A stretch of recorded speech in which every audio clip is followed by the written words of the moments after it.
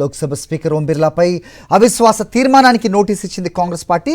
Lok Sabha secretary జనరల్ను కలిసి notice ఇచ్చినట్టుగా Congress deputy leader Gaurav Gogoi తెలిపారు. స్పీకర్ పక్షపాతంగా వ్యవహరిస్తున్నారని ఆరోపిస్తున్న కాంగ్రెస్ పార్టీ 100 మందికి పైగా ఎంపీల సంతకాలు సేకరించింది. రాహుల్ గాంధీకి మాట్లాడే అవకాశం ఇవ్వకపోవడం, 8 మంది కాంగ్రెస్ ఎంపీల సస్పెన్షన్, కాంగ్రెస్ మహిళా ఎంపీలు ప్రధానిపై దాడి చేస్తారన్న స్పీకర్ ఆరోపణలపై కాంగ్రెస్ పార్టీ ఆగ్రహం వ్యక్తం చేస్తోంది.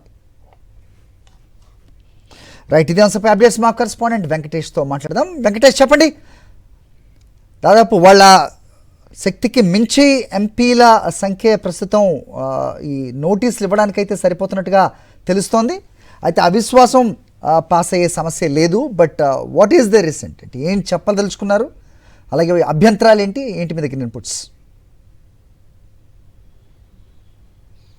అధికార విపక్షాల మధ్య యుద్ధం తారాస్థాయికి చేరుకుంది. ఏకంగా లోక్సభ స్పీకర్ ఓం బిర్లాకే కాంగ్రెస్ పార్టీ గురిపెట్టింది. ఆయనపై అవిశ్వాస తీర్మానాన్ని ప్రవేశపెడుతూ ఆ మేరకు సెక్రటరీ జనరల్కు నోటీస్ ఇచ్చారు. సో నోటీస్ ఇచ్చినటువంటి 14 రోజుల్లో దీనికి సంబంధించినటువంటి చర్చను ప్రారంభించాల్సి ఉంది. దీనికి అనువైనటువంటి 50 మంది సభ్యులు సంతకం పెడితే ఆ నోటీసును స్వీకరించేటువంటి అవకాశం ఉంటుంది. కాబట్టి కాంగ్రెస్ పార్టీకి 100 మంది ఎంపీలు ఉన్నారు. అలాగే ఇతర పార్టీల ఎంపీలు, డిఎంకే కానీ ఇతర విపక్ష పార్టీ ఎంపీలు కూడా దానికి మద్దతు ఇస్తున్నటువంటి నేపథ్యంలో ఈ నోటీసు అడ్మిట్ అయ్యేటువంటి అవకాశం ఉంది. సో చివరి దాకా 14 రోజుల వరకు దీన్ని వేచి చూసిన తర్వాత చర్చను ప్రారంభిస్తారు. కాబట్టి ఈ 14 రోజుల్లో ఏమైనా చర్చలు జరిగి దాన్ని విత్డ్రా చేసుకుంటారా లేదన్నది మనం వేచి చూడాల్సి ఉంది. సో మొత్తానికి లోక్సభ స్పీకరు తమ నేత రాహుల్ గాంధీకి మాట్లాడే అవకాశం ఇవ్వడం లేదన్నది ప్రధానంగా కాంగ్రెస్ పార్టీ చేస్తున్నటువంటి ఆరోపణ.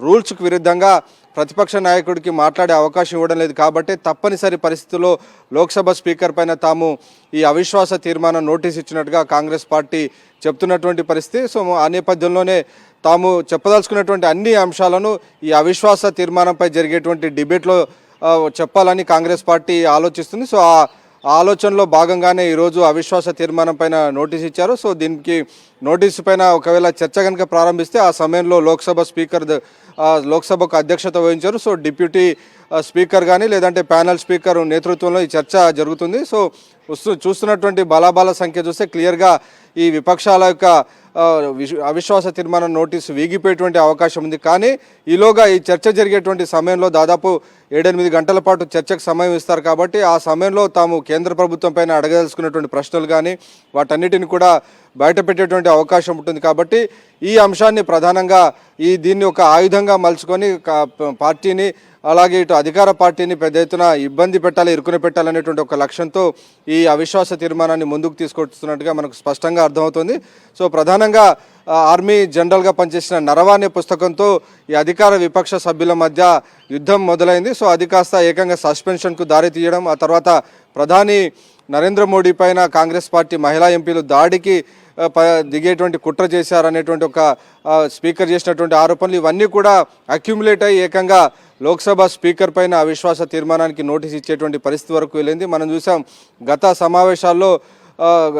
సమావేశాల సందర్భంగా రాజ్యసభ చైర్మన్ ఉపరాష్ట్రపతి జగదీప్ ధన్కర్ పైన కూడా అవిశ్వాస తీర్మానానికి నోటీస్ ఇచ్చేటువంటి ప్రయత్నం చేశారు. కానీ అది చివరికి అది మెటీరియలైజ్ కావాలన్నటువంటి పరిస్థితి మనం చూసాం. సో ఈసారి మాత్రం లోక్సభ స్పీకర్ ఓం బిర్లా కాంగ్రెస్ పార్టీకి టార్గెట్గా మారినటువంటి పరిస్థితి మనం చూసాం. ఒక చరిత్ర కనుక చూస్తే ఇప్పటివరకు స్వతంత్ర భారత చరిత్రలో ఇప్పటివరకు పార్లమెంట్లో ఏ లోక్సభ స్పీకర్ పైన పెట్టినటువంటి అవిశ్వాస తీర్మానం కూడా పాస్ కాలేదు. ఇది కేవలం విపక్షాలకు ప్రభుత్వాన్ని ఇరుకున పెట్టేందుకు ఉన్నటువంటి ఒక ఆయుధం.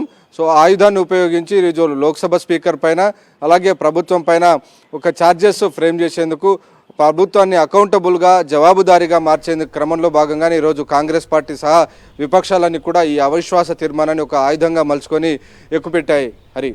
All right Venkatesh.